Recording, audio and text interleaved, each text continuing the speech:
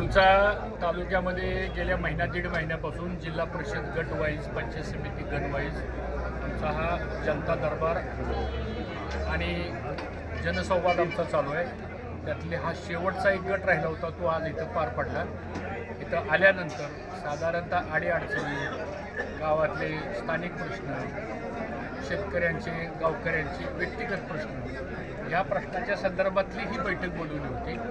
पण ह्या बैठकीच्या अगोदर बऱ्याच गावगावच्या कार्यकर्त्यांनी आपणही पाहिलं असेल की त्या सगळ्या लोकांचा आग्रह असा आहे की येणारी उद्याची विधानसभेची निवडणूक ही तुम्ही लढवली पाहिजे, असा आग्रह हा जनतेचा आहे।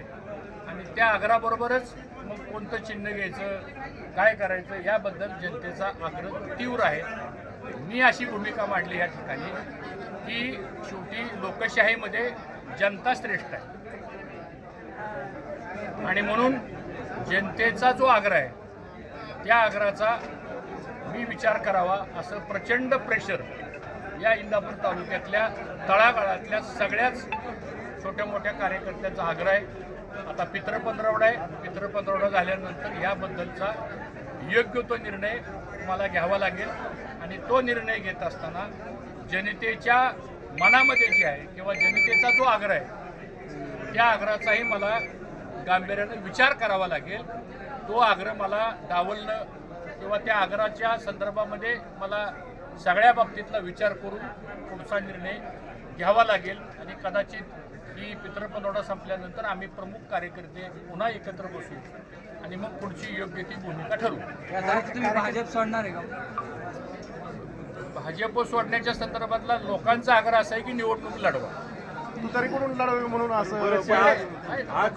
आज जे 15-20 लोक तुम्हाला बोलले त्यांनी प्रतिक्रिया व्यक्त केली की तुम्ही त्या सर्वांनीच, म्हणजे एकही व्यक्ती असं म्हणलेलं नाही की तुतारी सोडून इतर चिन्ह लढवावं, सर्वजण तुतारीचाच आग्रह करत आहे। की आता काही लोकांचा तुतारीचा आग्रह आहे, काही लोकांचं म्हणणं आहे की तुम्ही अपक्ष उभं राहा, काही लोकांचं म्हणणं असं आहे की ही जागा आपल्याला सुटली पाहिजे, असा पण आग्रह आहे। त्यामुळे आता शेवटी लोकांचा आग्रह येतो, त्याचा सगळा विचार करून मी पुढे निर्णय घेईन। भाजपच्या वरिष्ठांशी काय संपर्क झालाय का भाऊ?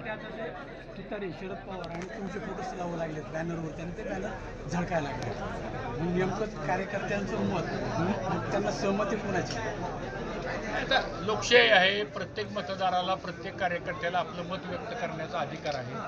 आणि इंदापूर तालुकाचा इतिहास जर बघितला आपण तर हा तालुका कायम लोकशाहीवर विश्वास ठेवून चाललेला तालुका, त्यामुळे तो प्रत्येकाचा अधिकार आहे। काल प्रसार माध्यमांशी बोलताना सुधीर भाऊ मुनगंटीवार म्हणाले की हर्षवर्धन पाटील साहेब आतापर्यंत तरी भाजपमध्येच आहेत आणि ते भाजपमध्येच राहतील असा आम्हाला खात्रीशीर विश्वास आहे। त्याच्या पुढे ती एक वाक्य बोलले की मी हर्षवर्धन पाटलांशी आज बोलणार आहे, ते अद्यापर्यंत माझ्याशी बोललेलं नाही। भाऊ तुम्ही आणि उद्या पवार साहेब एकाच व्यासपीठावर येणार माहिती कळते, अकलूज वगैरे एखादी कार्यक्रम होणार आहे?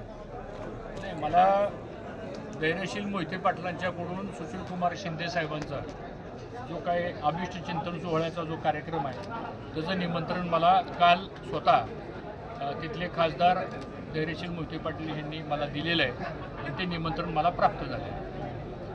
योग्य वेळ कधी आहे, म्हणजे एक परफेक्ट तारीख आहे का? त्या परफेक्ट तारखेला काय होईल? कारण तालुक्याचं लक्ष आहे, तुम्ही काय करताय, काय निर्णय घेताय? योग्य वेळ म्हणजे अजून निवडणुका जाहीर व्हायच्या आहेत, अजून पितृपंधरवडा चालू आहे, अजून कुठल्याच पक्षाचे उमेदवार जाहीर झालेले नाही। फक्त इथं मात्र काही एका पक्षाचा मेळावा झाला तर त्यांनी सांगितलं, तुतवाच केला त्यांनी, परंतु अजून ऑफिशियल डिक्लेरेशन कुठे आहे? मला असं वाटतं पितृपंधरवडा झाल्यानंतर ह्या सगळ्या गोष्टी क्लिअर होतील।